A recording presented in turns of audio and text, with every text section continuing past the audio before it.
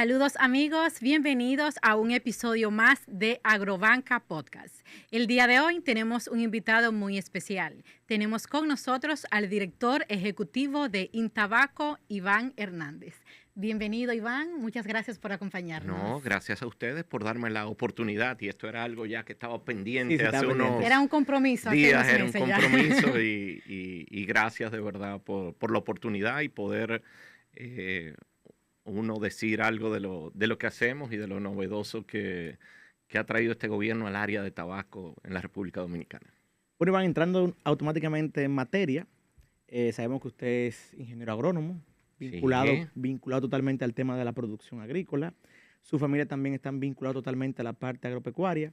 Entonces, ¿cómo se da esta mezcla de roles entre Iván el agrónomo, Iván el político e Iván hoy director de Intabaco? Bueno, es todo por... yo digo siempre que uno no puede presumir de nada de lo que uno es si no está consciente, obviamente, de donde uno viene y que la herencia que le dan los que tuvieron antes que uno. Y recuerdo muy pequeñito, mi abuelo, el presidente Antonio Guzmán, siempre me llevaba a sus fincas y era parte de lo que él tenía como hábito de paseo, así como tal vez hay alguien que lo llevan a pasear al parque, a mí me llevaban a la finca. Entonces, en ese entonces él tenía una finca en Boyo Viejo, Guayubín, tenía otra en Río San Juan que todavía conservamos y otra en Jamao del Norte, en la provincia de Espaillat. Es decir, él era productor de café y ganadería básicamente en ese entonces. Y había una de arroz también en Angelina. Y esos eran mis paseos. Entonces yo digo que de ahí vino mi amor por el campo. Luego cuando me tocó estudiar, me gradué de ingeniero agrónomo. Estudié en el programa ISA Pucamaima, que era antes combinado. La Universidad ISA ahora gradúa a los profesionales. En esa época el ISA te graduaba de técnico. Y si tú querías seguir la ingeniería, tenías que optar. Sí, pero era básicamente una coordinación. Uno seguía estudiando en ISA. Okay. El título era que salía de la Pucamaima y algunas materias ya que complementaban la ingeniería, sí uno tenía que ir a tomar a Pucamaima, pero yo diría que el 90% de la carrera era ISA. Y luego lo de la política, yo digo que el culpable de eso, en un momento dado, si bien vine de una familia política, nací en medio de una campaña electoral, yo viví en casa de mis abuelos en el año 73 cuando nací. Hubo unas elecciones en el 74, en el cual mi abuelo fue candidato y se retiró el partido. Luego en la del 78, en la que sí fuimos victoriosos como partido y mi abuelo fue presidente, tuvo ese privilegio de servirle a la República Dominicana. Fue más en los años 2000. Ya el presidente Mejía, recuerdo una tarde fue a mi casa y me dijo, ¿y qué tú esperas? Y yo, ¿qué yo espero para qué? Pues fue una venganza, porque él dijo aquí que fue que Antonio lo puso a él. A eso. Entonces yo digo que él se le empató conmigo. Entonces salimos, tuve el privilegio de aquella campaña del 2012, también cuando él fue electo candidato, poder recorrer el país y de verdad que me motivó muchísimo ver cómo cuando uno tiene el privilegio de servir, cómo uno puede cambiar positivamente la vida de las personas con decisiones a veces que uno no las valora en el momento, pero ver que años, décadas después, había gente que agradecía una clínica de atención primaria, que en esa época eran policlínicas, una escuela, un camino, llevar agua a un lugar, poder llevar financiamiento desde un banco agrícola, y ahí empezó un negocio que tal vez hoy es próspero, y tuve la oportunidad de ver todo eso y digo, caramba, sería casi una irresponsabilidad tú tener la oportunidad de poder participar en política y abstraerte de eso. Hay que devolverle algo siempre a a ese pueblo que nos sigue eh, y que cree en uno en un momento dado, porque si bien la política a veces uno la sataniza, mucha gente, yo digo que no, que es la herramienta más bonita de donde se puede servir a una ciudadanía y, y la política simplemente es un reflejo de la sociedad en un momento dado. Si hay políticos de todo tipo, es porque en esa sociedad hay de ese tipo de gente. Es cierto, es cierto, eso es así. Bueno, después de hablar de sus inicios en este sector tan importante como el sector agropecuario, queremos saber cuál es el rol del Instituto del Tabaco en la República Dominicana.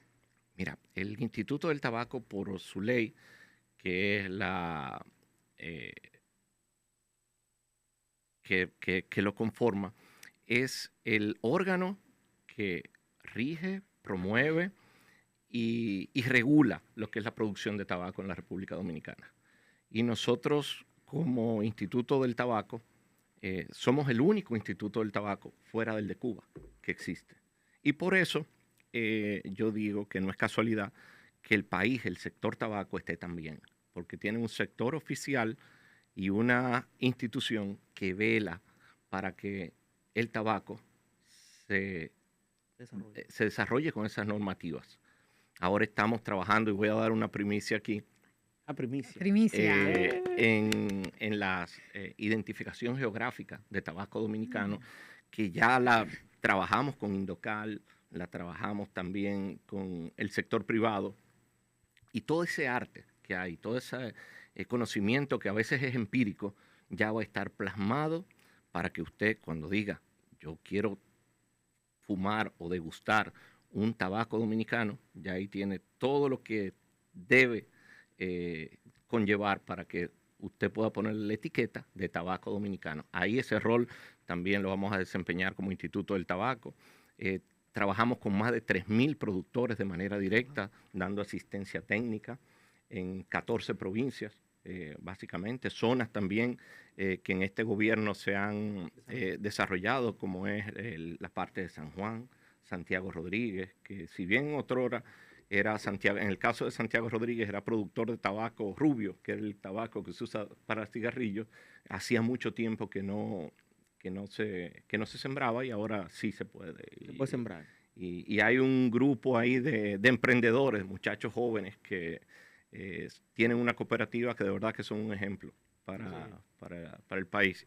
Y también trabajamos con las certificaciones, con las exportaciones, también las autorizamos. Tenemos también, cuando algún inversor quiere venir, lo hace a través del Instituto del Tabaco. Yo decía fuera de cámara que el tabaco tiene todo lo que la agricultura decimos que es el ideal, que es un encadenamiento productivo, valor agregado, decía Steve, que era como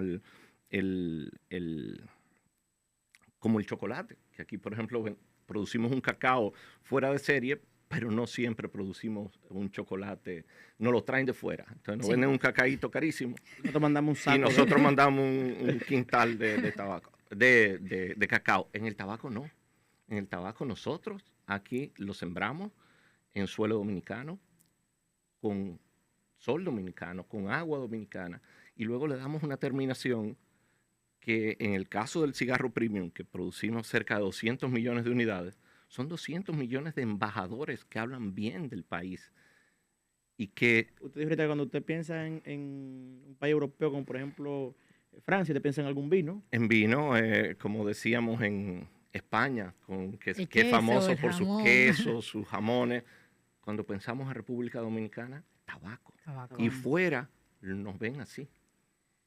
Entonces, usted habló que estaban dando desde el Intabaco apoyo a los productores directamente, más de 3.000 productores. Sí, y una cosa muy importante. Este gobierno, encabezado por el presidente Luis Abinader, somos el único país del mundo que tiene una ley, la 341-22, que declara el tabaco y el cigarro patrimonio cultural de los dominicanos. Así que nos tenemos que sentir orgullosos. Orgulloso por eso. ¿Y por qué? Porque aquí los europeos que vinieron conocieron el tabaco en República Dominicana. las primeras semillas de tabaco que se exportaron salieron de La República República Dominicana. Dominicana.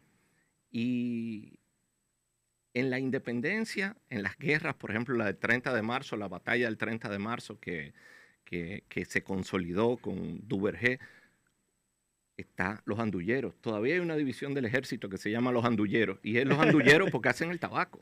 Y hacían el tabaco y se unieron a las guerras de independencia. Y el Cibao se desarrolló sobre la base también del tabaco. Wow. Un rubro que no solamente está involucrado en la parte económica, sino también en la parte cultural. Exactamente. Entonces, por eso es patrimonio cultural de los dominicanos. Y el presidente tuvo esa visión. Excepcional. Entonces, Iván, estaba hablando hace un minuto sobre los 3.000 productores que están acompañando. Sí. ¿Qué tipo de acompañamiento reciben esos productores desde el punto de vista, desde la siembra hasta la comercialización? Mira, nosotros le damos un apoyo técnico y coordinamos con otras instituciones. Hablábamos de un buen amigo que siembra en el sur, que también... Gumersindo, que también... ¿Cómo que le dicen a Gumersindo? El búfalo. El búfalo.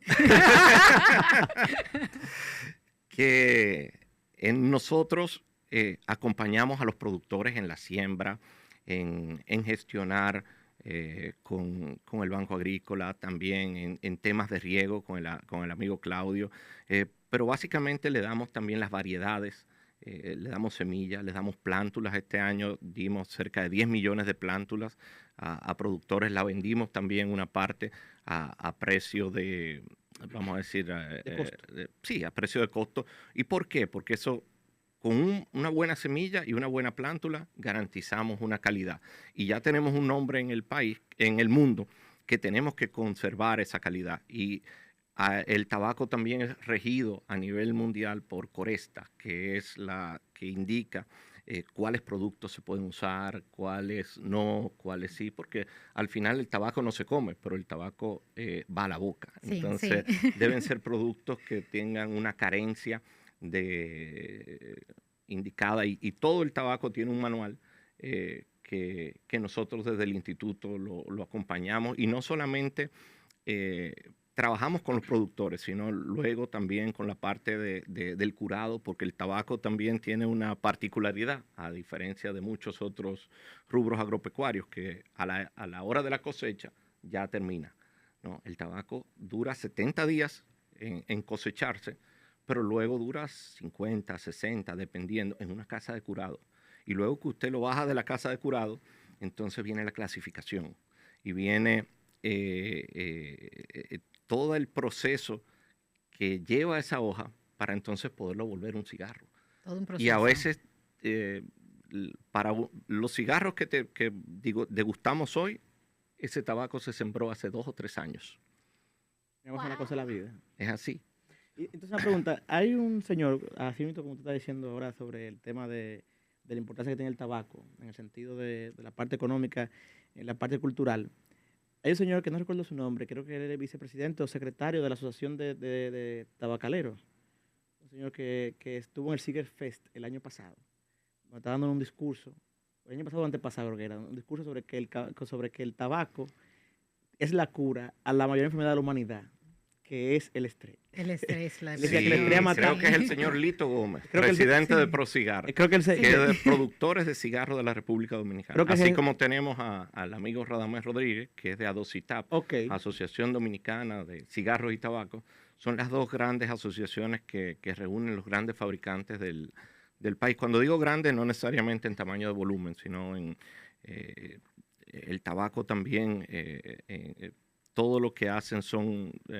yo digo que yo los admiro mucho. Los que elaboran esos cigarros pues son artistas. Entonces, sí, eso dice también el senador de Santiago, que era ministro de Salud. Me dice él que baja el cortisol, que es cuando uno está estresado. ¿Y por qué? Porque el cigarro, nadie puede fumarse un cigarro corriendo. No. Usted debe que poner una pausa, Tiene que relajarse. sentarse, compartirlo eso. con un amigo. Y usualmente el cigarro viene relacionado a celebraciones, a nacimientos, bodas, compartir.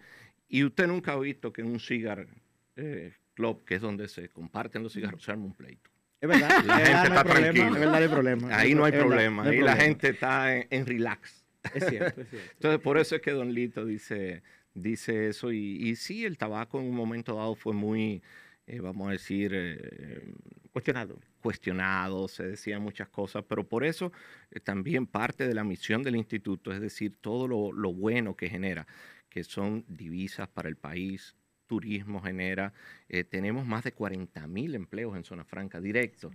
El 62% de damas como usted, que son las artesanas. En el caso de San Juan, las zonas francas que se han abierto en San Juan, que tienen alrededor de 400 empleados, entre 360 y 400, son de tabaco. Son de tabaco. La mejor alianza público-privada, el tabaco. Sí. Y de verdad que los dominicanos a veces no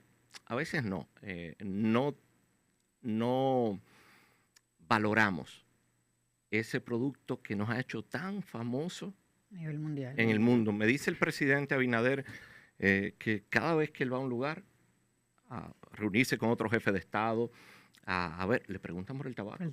Y le dicen, ¿y tú no trajiste algo de tabaco? Ya, no sé. los ya es marca país. Sí, yo le tengo unas cajitas especiales. Señor Iván, hoy día, ¿cuáles son los principales desafíos técnicos que presentan los productores de tabaco? ¿Y qué hace el Instituto del Tabaco para abordar esos temas? Mira, el mayor desafío es el tema climático, yo diría, que es transversal a toda la agricultura, porque los regímenes de lluvia han cambiado, el tiempo donde caen esas aguas. Por ejemplo, pero el tabaco es tan noble que incluso está fuera de la temporada ciclónica. Se empieza a sembrar en septiembre y termina en febrero, vamos a decir. Ese es el ciclo de siembra del tabaco. Y los desafíos son, por ese mismo cambio climático, vienen más plagas, vienen enfermedades de moho y eso, que son el tabaco es muy vulnerable, es una solanácea. Es familia, por ejemplo, de la berenjena, que mucha gente no la sabe. Y por eso también nosotros en el instituto hemos desarrollado y trabajamos en el desarrollo de variedades resistentes. Y por eso te decía que damos las plántulas, damos las semillas, no solo viendo lo que la industria quiere y lo que ellos necesitan para hacer el cigarro, sino que el productor se le haga que sean menos vulnerables, variedades resistentes. Tenemos una que desarrollamos en el año 23 y es la única variedad registrada en los 500 años de historia que tiene la República Dominicana, y es la T13, y se desarrolló en el Instituto del Tabaco en este gobierno. ¡Wow! Pues es un dato interesantísimo. Sí, wow. La T13, la repito. Sí, Iván, valor país, cigarros premium. ¿Y cuál es la estrategia para posicionar ese tabaco en el mundo entero como cigarros premium? Y si hay otros países también que producen cigarros premium. Sí, tenemos, yo digo que los países compiten con países, y nosotros en este caso competimos con lo que es ahora mismo en el mercado. A Cuba le queda el nombre, porque tenía unos embajadores de primer orden, que eran Fidel Castro, el Che Guevara, que siempre uno lo recuerda y se acuerda a Fidel con un cigarro en la boca. Bueno, hay un video donde está en una cumbre, don Hipólito Mejía, Fidel Castro, y le dijo, el café usted es muy bueno, el tabaco no tan bueno. Y Hipólito le ripostó y dice que, y le decía que ya en aquel entonces, en los años 2000, el tabaco ya era mejor, y nosotros exportamos mucho más que Cuba. Entonces, como te dije, Nicaragua, Honduras, pero en cigarros premium y en todo tipo de cigarros y en volumen también nosotros le llevamos la milla. Para que tengan una idea, Nicaragua no llega a $500 millones de exportación y nosotros pasamos los 1.300 el año pasado, 1.375 cerramos. Y obviamente eso se debe al trabajo que han hecho esas asociaciones y las marcas de cigarros que nos hacen fuertes en el mundo, y el instituto coordina con ellos. Y no menos importante, y eso hay que destacarlo, que a veces los dominicanos no lo hacemos, nosotros somos el país de la región que tiene mayor institucionalidad y mayor estabilidad. Y eso obviamente se refleja en las inversiones. También otra primicia, hay algunos otra primicia. productores de otros países que vienen próximamente, este año, el año que viene, a principios, ya van a estar instalándose en la República Dominicana con sus marcas, con sus fábricas, y el tabaco está en su mejor momento. En su mejor momento. Hablando de exportación, usted mencionó que el país supera los más de 1.300 millones de exportación anual. De dólares. De dólares, ajá. ¿Qué está haciendo actualmente el Instituto del Tabaco para seguir fortaleciendo esa calidad y la reputación que tiene el tabaco dominicano ante el mercado internacional? Sí, para que lo pongan en contexto, esos 1.300 representan casi el 10% del total de las exportaciones, que son 14.000 del total. Ahí incluimos el oro, equipos médicos, y del sector agropecuario somos el 45% de las exportaciones. Cuando decimos que exportamos uno... Inclusive el tabaco es un rubro aparte en el PIB. ¿Está separado de la parte agrícola? Sí. No debiera ser, debieran ponerlo juntos. Porque sería el mismo... Pero bueno, está separado por la importancia. Y el INTABACO obviamente está trabajando hombro a hombro con los productores y haciendo esas normativas, esa identificación geográfica, para mantener esa calidad y para que ya a partir de que salga esa normativa, es que cuando usted diga que el cigarro es dominicano y que está hecho de tal manera o de tal o cual, ya haya un procedimiento escrito y que no se deje, vamos a decir, a la improvisación ¿qué palabra te buscaría? Sí, que esté escrito y que cualquiera pueda ver qué es el tabaco, qué lleva ese cigarro y qué procedimiento llevó desde el origen, desde su semilla, qué variedad se usaron, qué tipo de mezcla tiene, y que el fumador, así como cuando uno degusta un buen vino, y te dice, bueno, tiene uva, Cabernet Sauvignon, es de tal región, son uvas rojas, blancas. Asimismo, queremos llevar el tabaco a que cuando usted agarre un cigarro, de la marca que sea, diga, caramba, este es de San Juan de la Maguana, el 80%, la otra parte es de capas de tal región. Y ya tenemos...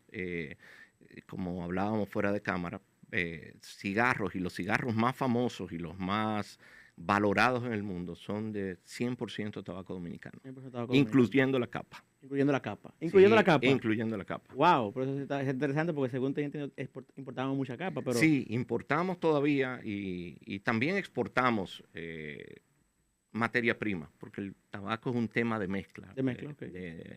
Usted no puede hacer un cigarro de una sola variedad o de una sola finca. Usualmente cada fabricante tiene sus mezcladores o blenders, como le dicen los muchachos jóvenes ahora, y da un sabor diferente. Es decir, el tabaco de una u otra fábrica o la variedad o la marca saben diferente para el fumador y para el paladar. Por cierto, uno de los donde el tabaco ha tenido un gran repunte es en el área femenina. Ahora las mujeres degustan, usan. Hay una amiga que tiene una línea de tabaco para mujeres. De hecho, yo no había visto nunca. Lo vi con nuestra directora de negocio.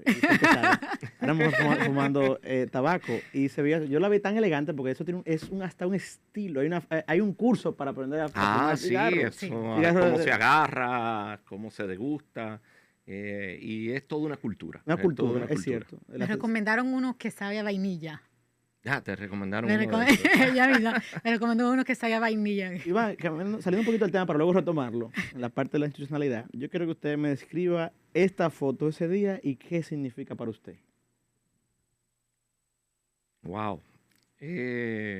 Bueno, un gran recuerdo. ahí estoy con mi abuelo, mi abuela, doña René, mi abuelo, el presidente Guzmán, mi hermano Carlos, que es el que me sigue. Y eso fue en la avenida George Washington un día de 27 de febrero, un desfile militar que mi abuelo, como digo, siempre nos acompañaba. Nosotros lo acompañábamos a él.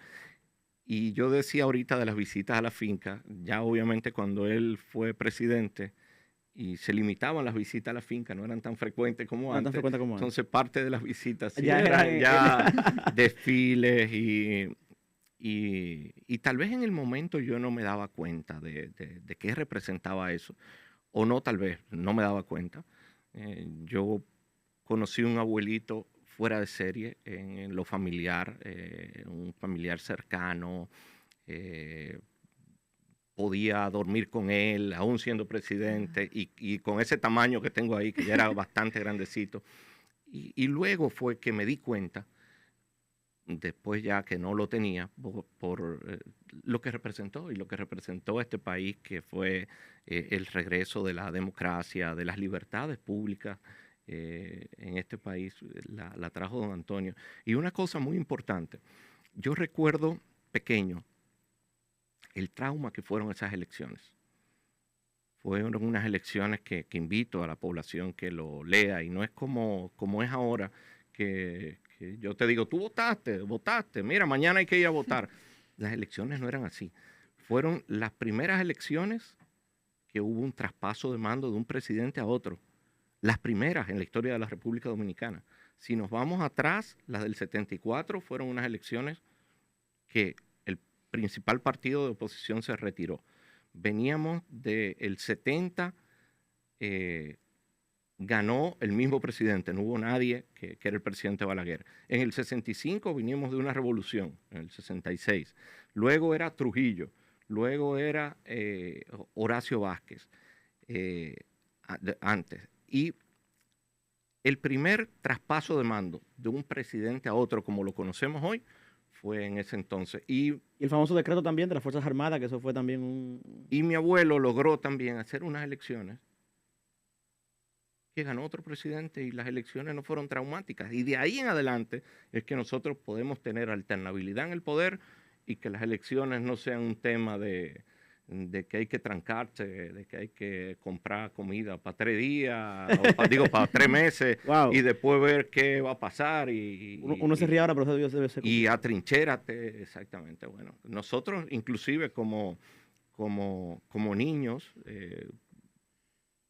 vivimos en muchos, en lugares, por ejemplo, casa de tío, y yo le preguntaba a mi mamá que por qué nos mudaban tanto en ese periodo de transición, y me decía que por seguridad de nosotros. Tenían miedo de que por la cercanía con mi abuelo fuéramos objeto de algún tema, y eso ahora uno lo piensa y es impensable. Es impensable, sí. Pero en esa época sí.